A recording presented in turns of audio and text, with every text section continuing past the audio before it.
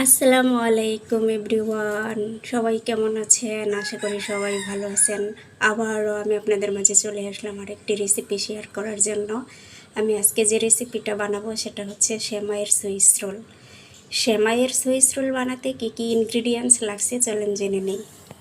এখানে আমি নিয়েছি লিকুইড দুধ, নিয়েছি নারকেল কোড়া, নিয়েছি চিনি, এখানে নিয়েছি সেমাই, তারপর নিয়েছি ঘি, তারপর গরু দুধ, আর এখানে নিয়েছি এলাচের গুঁড়া, আর নিয়েছি ফুড কালার।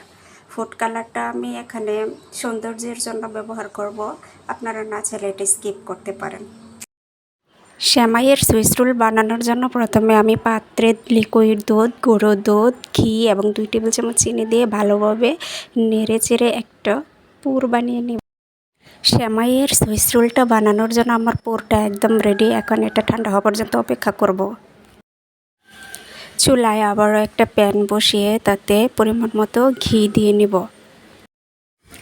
তারপর প্যানে সেমাই, চিনি, গরুর দুধ, ফুড কালার এবং এলাচি গুঁড়া দিয়ে সবগুলো উপকরণ একসাথে ভালোভাবে মিক্সড করে নেব।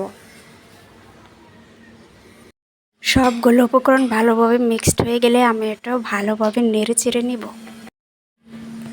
সেমাইয়ের সুইস রোলটা বানানোর জন্য সবগুলো উপকরণ মিক্সড হয়ে গেলে তাতে আবার লিকুইড দুধ দিয়ে ভালোভাবে নেড়ে চেড়ে নিব।